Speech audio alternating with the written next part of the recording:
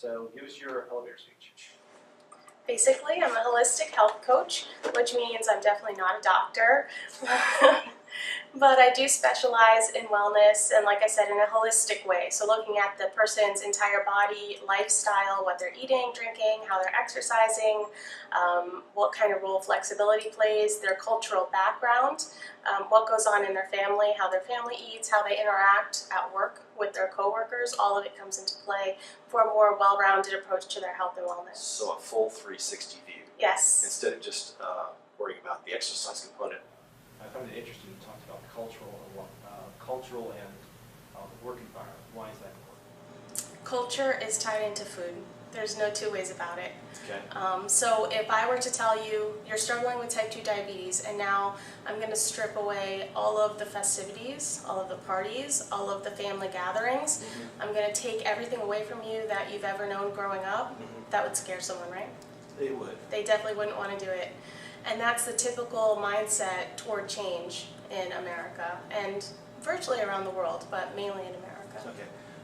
The reason why I asked that question, because knowing a little bit of your story, that was a struggle for you growing up, and at one time you really struggled with diet, exercise, and that sort of thing. Go back and explain how you got to that point and where you, based on those issues and then the lifestyle changes you made and why.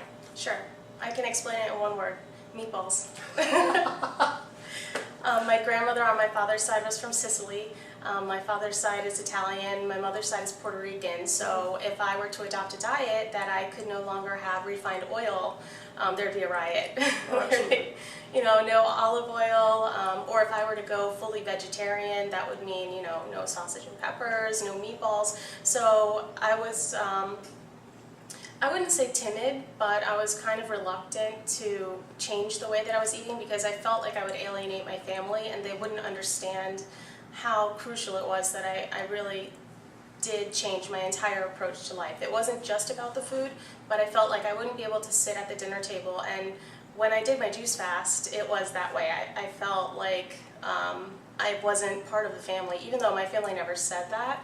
I felt separated from them because I wasn't enjoying the food. At what point in your life did you really decide I'm going to change this, and what was the driving force that caused you? Almost exactly 10 years ago, I was in Key West, and I was walking around. I've always loved to swim. I played water polo. I was on the swim team for as long as I can remember, and I could barely walk. So I was in such pain, and I was so inflamed. If you were to look at a picture of me then versus now, it's not that I was heavier, it's that I was round. I was just so inflamed. I felt like I had a suit on, like a sumo suit, that I needed to just unzip and burst out of, like I was hidden, stuck in the middle of it. Fascinating. So it was odd, and I think that was the turning point, that I really just didn't recognize myself. I wasn't able to enjoy the things. It was, quality of life was suffering for So sure. what did you do? I learned all I could learn about food. So I Is this went. before college or after college? This was Or I was in college. It was during college. Okay.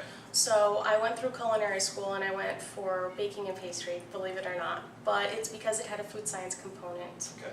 So I learned all that I could learn about food, and then I started working at a retirement home, and I worked in the cafeteria. Okay. So I was serving people, and I saw the end of life. And it truly impacted me to see that, to see husbands and wives coming in and then just husbands sitting to dinner because their wives had passed or vice versa, or the patients having to go off to the dementia ward. And like I said, I was in culinary school, so I started getting into dietetics and what are they serving them in the kitchen, and it was so far off of what we were learning in culinary school. So I thought, this is perfect, the worlds need to collide. There has to be some kind of portion of society that's built out for taste to meet nutritional need. Okay. And that wasn't occurring at that time. What things do you do to identify that? How do you work with them? What are some specific things related to diabetes versus other types of people that you would work with? The diabetes patient, for lack of a better word, or client. Client would be better. Yeah, so the diabetes client is special and unique in the fact that usually they're more open. I find them to be more open than my other clients for some reason, especially the men. Because the men come up to me with no shame, doesn't matter how old they are. They say, listen, I noticed diabetes, erectile dysfunction. So it's crucial. It affects their marriages, their relationships. It affects how they feel as a man. On women, the flip side, you know, they start to gain weight around the middle. They just don't feel sexy for their partner. So I get that a lot with diabetes patients or clients, more so than any other. And I definitely approach them differently because there's a lot of myths about diabetes. Even though it's the 7th leading cause of death for Americans, people say, oh, it's diabetes, you know? I'm over the age of 60, I'm going to have it, and there's no two ways about it, which is not necessarily so. Okay, give me an example of a myth. That's a myth. Just because you're old doesn't mean you're going to get diabetes, That's true. right? The other one is that it's solely sugar-based. So a lot of the clients that I work with, they say, well, I cut out the soda. Why didn't my diabetes go away? And I say, well, where's your healthy fat coming from? Are you having a lot of refined oil? What else is going on in your life? It's not just a sugar issue. So a lot comes into play. Where's your fiber coming from? Are you balancing out protein with your carbohydrate in the morning? Are you looking at your life from an inflammatory point of view? Where's the inflammation ultimately coming from? Okay. Inflammation, inflammatory. So oftentimes with diabetes, you see hypertension, Yes. so high blood pressure.